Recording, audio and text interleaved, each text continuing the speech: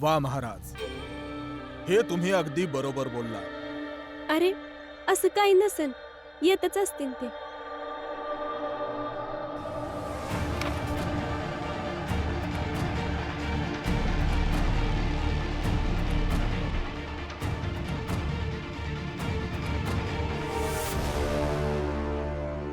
बाबा, जरा जास्तच वेळ होतोय, मी जरा बघून येते.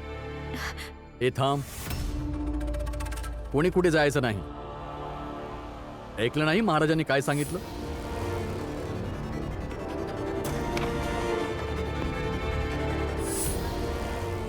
महाराज, आम्हाला असं वाटतं की आता तर प्रतियोगिता राहिलीच नाही.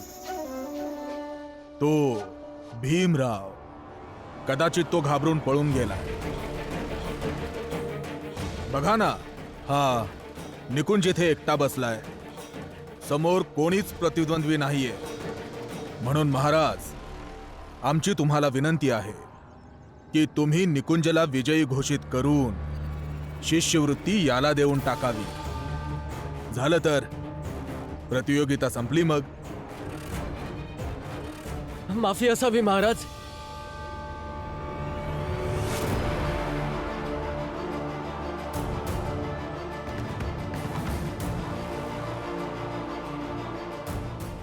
माफ करा महाराज, येण्यास उशीर झाला. भीम, तिथे एक पुस्तिका आहे. त्या पुस्तिकेत नियम लिहिले आहे. ते नियम लगेच वाच आणि ते लिहून काढ. आणि आता जितका वेळ शिल्लक आहे तेवढाच दिला जाईल. जो सर्वात जास्त नियम लिहेल तो या स्पर्धा परीक्षेचा विजेता घोषित केला जाईल. हो.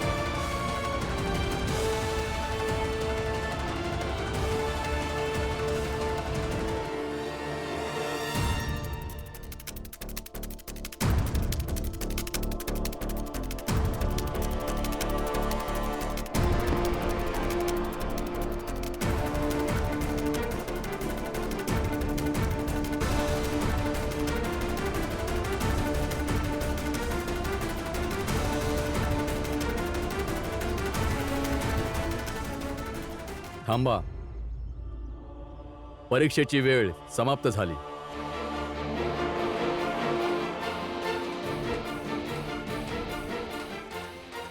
निकुंज, तू किती नियम लिहिलेस सांग. महाराज 22.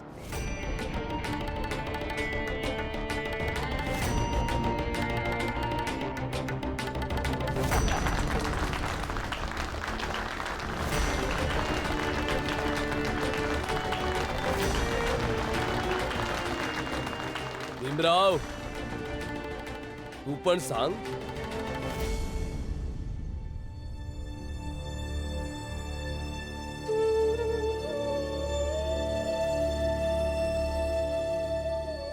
मी सर्व नियम वाचले महाराज, पण वेळ कमी असल्यामुळे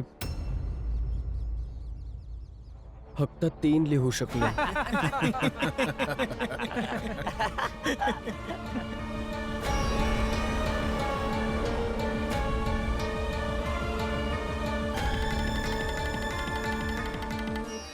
पण तुम्हासनी यायला उशीर का झाला? ए रमे, नंतर गप्पा गोष्टी कर. आम्ही इथं आहोत कारण शिष्यवृत्ती कोणाला गावणार याची घोषणा महाराजांच्या तोंडून ऐकू शकू. महाराज, आता तुम्ही निकुंजला विजयी घोषित करून टाका, जेणेकरून ही प्रतियोगिता संपेल. भीमपुरा, महाराजांना सांग ना, तुला यायला उशीर का झाला? सांग.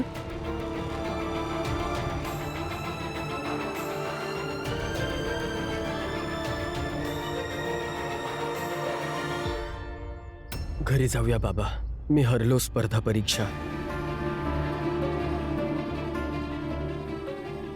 पर बाळा भीम, बाळा तुला इतका उशीर कसा झाला? कुठं राहिला होतास? काका, उशीर का झाला, कसा झाला हे ऐकून सांगून काही फायदा नाहीये. मी स्पर्धा परीक्षा हरलो आहे आणि हरणाऱ्याची काही हयगय नसते. एवढं खरं आहे की मी पुढे शिकू नाही शकणार. चला घरी. भीमराव,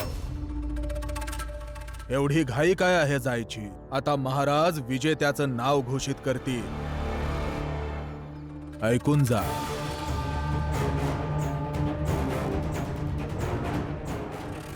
महाराज, तुम्हाला विनंती आहे की तुम्ही विजेत्याचं नाव घोषित करावं. नक्कीच. या प्रतियोगितेचा विजेता आहे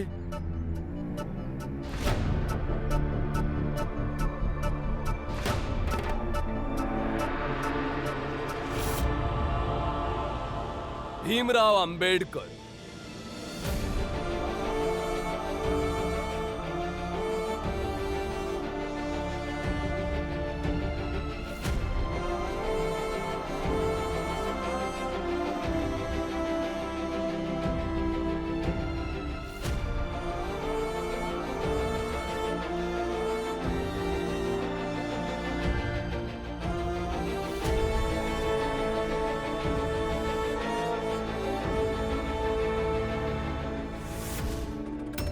पण महाराज, विजेता तर निकुंज आहे आणि आणि निकुंज तर आधी आला होता वेळेवर, आणि या भीमरावला यायला किती वेळ लागला? प्रचंड देव, प्रतियोगिता याची नव्हती की कोण वेळेवर येतो. प्रतियोगिता याची होती की कोण उशिरा येतो.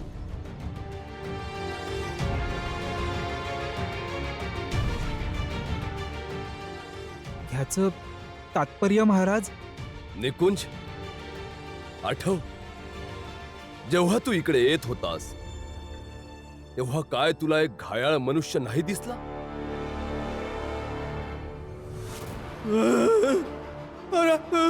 ऐक ना, दवाखान्यात पोहोचा. दवाखान्यात घेऊन चाल. मला वेळेवर महाराजांकडे जायचंय. जर तुला दवाखान्यात घेऊन गेलो तर मला उशीर होईल.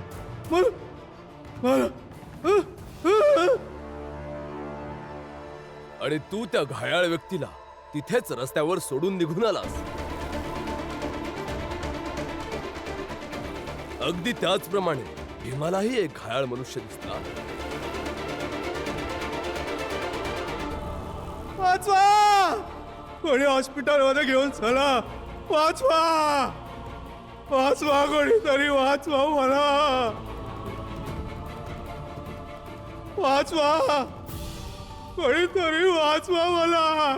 मी वेळेत पोहोचलो नाही तर स्पर्धा परीक्षा हरेन. पण जर यांना दवाखान्यात नाही घेऊन जाऊ शकलो तर मी मानवतेपुढे हरेन. मग मी शिकेन किंवा नाही, पण यांना दवाखान्यात घेऊन जावं लागेल. काका, उठा, मी तुम्हाला हॉस्पिटलमध्ये घेऊन जातो. चला उठा. सावकाश. भीमराव त्याला तिथेच रस्त्यात सोडून नाही आला, नव्हे तर त्याला हॉस्पिटलमध्ये घेऊन गेला. म्हणून त्याला इथे यायला वेळ लागला.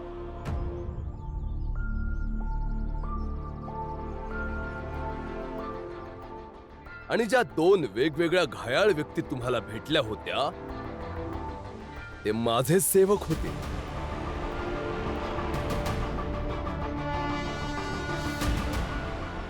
मी तर तुम्हा दोघांची परीक्षा घेत होतो. मला फक्त हे जाणून घ्यायचं होतं की तुम्हा दोघांची नियत कशी आहे. आणि भीमरावने हे सिद्ध केलंय की शिक्षित व्यक्ती विनम्र आणि मदत करणारा असतो. आणि शिक्षणाचा हाच तर अर्थ असतो.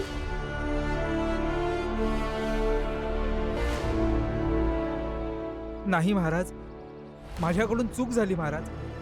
मलाही लोकांचं दुःख पीडा समजते. मीही खूप संवेदनशील आहे महाराज. जर तू संवेदनशील असतास तर त्या व्यक्तीला रस्त्यात घायाळ अवस्थेत सोडून आला नसतास. तर निर्णय हा झालाय की शिष्यवृत्ती भीमरावला दिली जावी.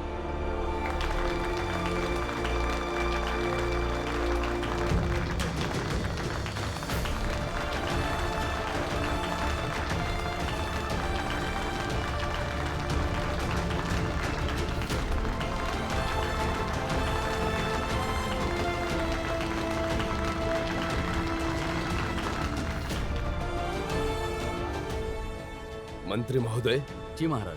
करारनामा आणावा. जी महाराज.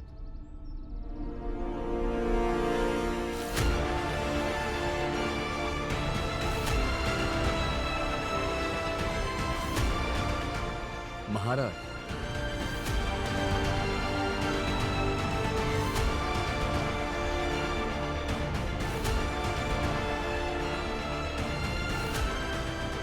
भीमराव, यात लिहिलं आहे तुझा पदवीधर होण्यापर्यंतचा शिक्षणाचा खर्च आमचे बडोदा राज्य उचले.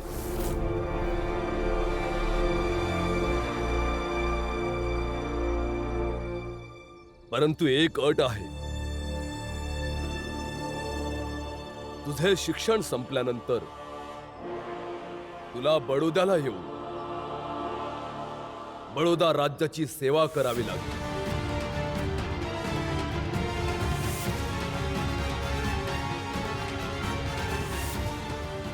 जर ही अट मान्य असेल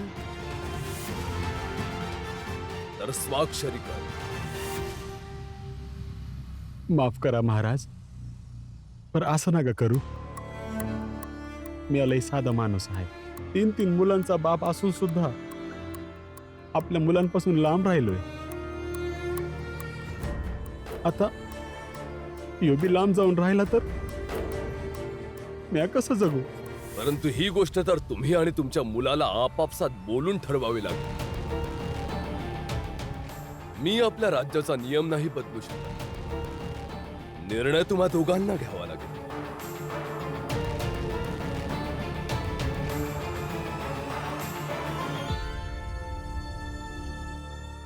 महाराज, आमची तुम्हाला पुन्हा विनंती आहे की तुम्ही शिष्यवृत्ती निकुंजला द्यावी.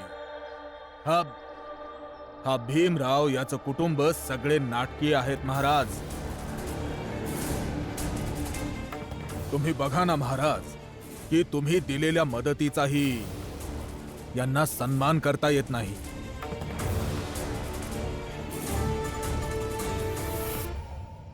बाबा, जर शिष्यवृत्ती नाही मिळाली तर कॉलेजची फी नाही भरू शकणार. पुढे शिकणार कसं? बाबा, आणि मग यासने 3 वर्षांनी बडोद्याला जायचंय. तवर तर किती काय बदलून जाईल. आणि असं जर झालं तर 3 वर्षानंतर आपण बी बडोद्याला जाऊन राहू. बरोबर बोलतीये रमा. पुढे बघूयात आपण. भीमपोरा, मुद्दा ह्यो नाहीये. मुद्दा ह्यो आहे की तुला फक्त इथपर्यंत शिकायचं नाहीये. आणि जर फक्त स्नातक पर्यंत शिकलास आणि नोकरीत अडकून पडलास तर पुढे तू शिकू शकणार नाहीस रे. बाबा, पुढं तर हे तवा शिकू शकतील ना, जेव्हा ते इथपोतर शिकू शकतील. आणि आता महाराजांची शिष्यवृत्ती स्वीकारण्याशिवाय अजून कोणता उपाय बी नाही राहिला. आज जर शिष्यवृत्ती नाही घेतली ना बाबा, तर 1 वर्ष वाया जाईल. 1 वर्षानंतर शिक. 1 वर्ष कमव. 1 वर्षात थोडेफार पैसे जमा होतीलच की. हा,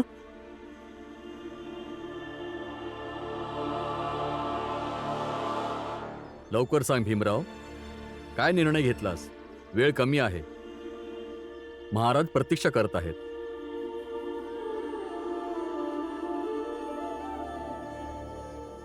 काल तू फॉर्म भरला होतास. पैसे नाही जमा झाले. भीम आपल्या परीक्षेचा फॉर्म नाही भरू शकला. आता तो 1 वर्ष मागे गेला. या म्हातारा रामजीकडं फक्त पेन्शन नाही, हिम्मत बी आहे. मजुरी करल, पैसे कमवल आणि भीमासने शिकवल.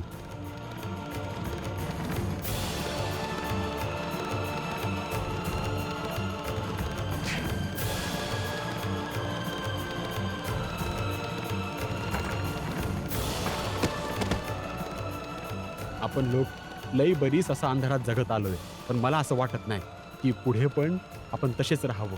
याची जबाबदारी तुला घ्यावी लागेल, पूर्ण जातीची जबाबदारी। बाबा, मला तुमच्यासाठी, आपल्या कुटुंबासाठी, आपल्या समाजासाठी ही शिष्यवृत्ती घ्यावीच लागेल।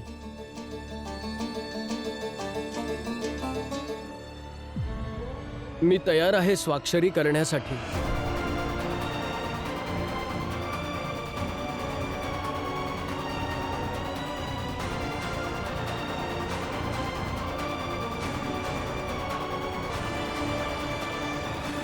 मग करारनाम्यावर स्वाक्षरी कर।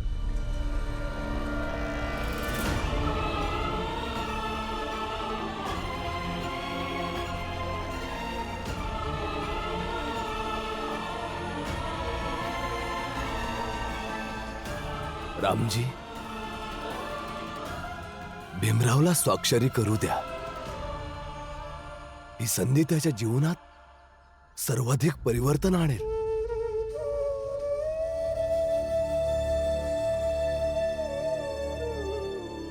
करू द्यात बाबा, खूप कष्टाने ही संधी हाताशी आली आहे। याखेरीज कुठलाही पर्याय नाहीये आपल्याकडे।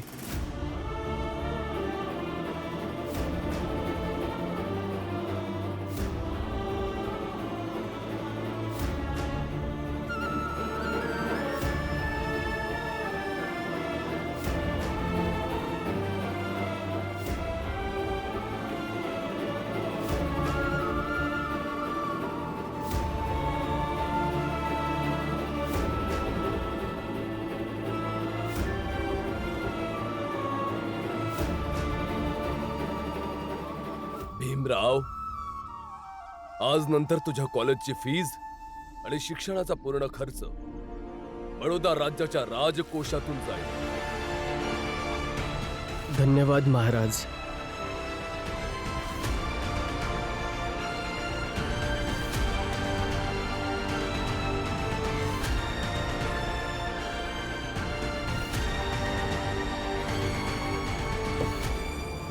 भीमने हे बरोबर नाही केलंय। त्याने अशी नोकरी निवडली आहे की तो पुढचं शिक्षण कधी घेऊ नाही शकणार, आणि मला असं कधीही नाही वाटणार। पर राम, तुमच्या वाटण्यानुसार भीमने कधी काही केलंय? तुम्हाला तर असं बी वाटत नव्हतं ना की तो घर सोडून निघून जावं, तरी बी गेला। ह्या घरात जे राहतील त्यांना बाबांचं म्हणणं ऐकावं लागेल, पण बाबा जे काही माझ्या शिक्षणाबद्दल म्हणाले ते मी नाही मान्य करू शकत, म्हणून मी हे घर सोडून जातोय। तुम्हासनी यो बी नग होतं की तो शिक्षण सोडून नोकरी शोधल, पण त्यांनी तर शोधली। तुझा बाबा अजून जिवंत आहे, तुला काम करायची काही बी गरज नाही, तुला फक्त शिकायचं आहे। माफ करा बाबा, ही गोष्ट मी मान्य नाही करू शकत। आणि तुम्हासनी यो बी नको होतं की महाराजांची अट मानून तो शिष्यवृत्ती स्वीकारल, पण त्यांनी घेतली। तुझं शिक्षण संपल्यानंतर तुला बडोद्याला येऊन बडोदा राज्याची सेवा करावी लागेल। मी तयार आहे स्वाक्षरी करण्यासाठी। हे बघ जिजाबाई, मला असं का वाटत नाहीये, ही गोष्ट तुझ्या लक्षात कधीच येणार नाही बघ, म्हणून तू जाऊ दे ना, तुम्ही काही बोलल मग मी काही बोलल, पर तुम्ही हे कधी बी मान्य करणार नाही की भीम तुमचं ऐकत नाही। रातला जेवायला काय बनवायचं ते सांगा। तुला ठाव आहे ना मी काय म्हणलं होतं? भीम स्पर्धा जिंकल नाहीतर हारल। मी समजा चाळवाल्यांना जेवण देईन आणि आज रात्रीलाच देणार। जे करायचंय तुम्हाला ते करा।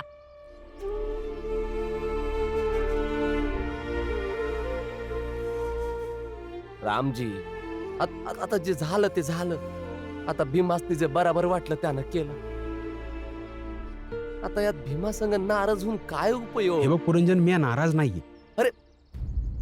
भीम, तुझी ती कालची फी समधी जमा झाली आणि कालची जी कारवाई असती ती पूर्ण झाली? सगळं झालंय काका, उद्यापासून शिकायला जायचं आहे। आणि बाबा, कॉलेजात जे गुरुजी होते ते समदेले खुश होते, कारण यांनी येळेवर फी जमा केली। हे बघ पोरी, शिक्षण व्यक्तीला प्रत्येक बंधनातून मुक्त करतं. आणि भीम त्याच स्वातंत्र्याला महाराजांकडे गहाण ठेवून आलाय.